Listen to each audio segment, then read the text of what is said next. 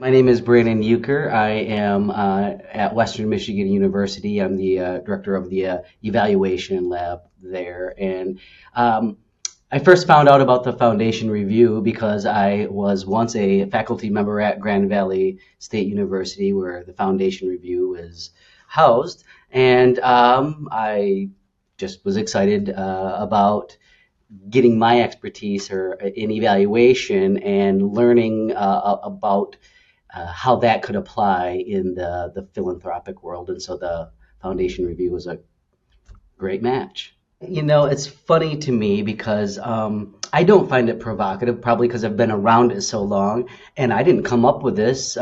Michael Scriven did in the late '60s, and so, but yet when I introduce it to people, so many find it provocative or, you know, testing the status quo of evaluation, and yet I kind of feel it's been around for quite a long time.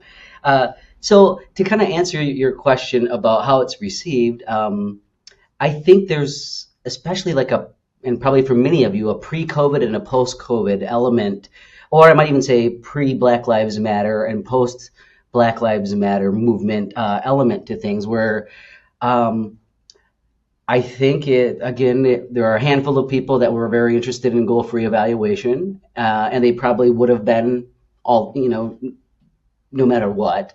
But I do think there has been an increased interest after COVID and Black Lives Matter and the shakeup that it did to the philanthropic world as well as just our general world. And so many programs that were doing whatever they were doing before COVID all of a sudden completely shifted focus and sometimes completely shifted their activities and even their goals of what they were trying to do.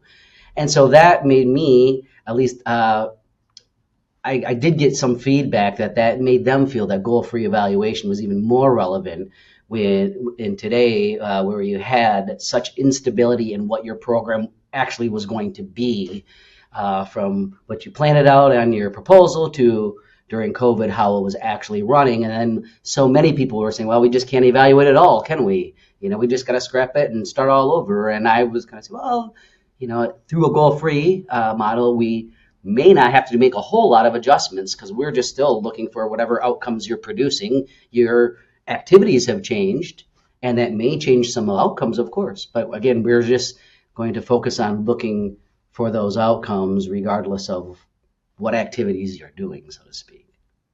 The other piece of goal-free, Scriven came to view that name as a misnomer um, in some ways because he originally originated it because it's in your face about goals, but he's actually was making the argument that evaluation ought to focus on whether actual needs are being met, and that the problem with goal-based evaluation was it was usually people in power's goals. It was the people with money, foundations and staff who were setting goals and not necessarily meeting the real needs of people. So what he was calling attention to was, are the actual needs of people being addressed, not what people in power think ought to be done. Um, and now with more complexity oriented approaches, the the ways in which if you empower people to solve their own problems and to be engaged, then you don't begin with the foundation determining what their goals are. They generate their goals for themselves in a bottoms up fashion. And that requires trusting people to do that.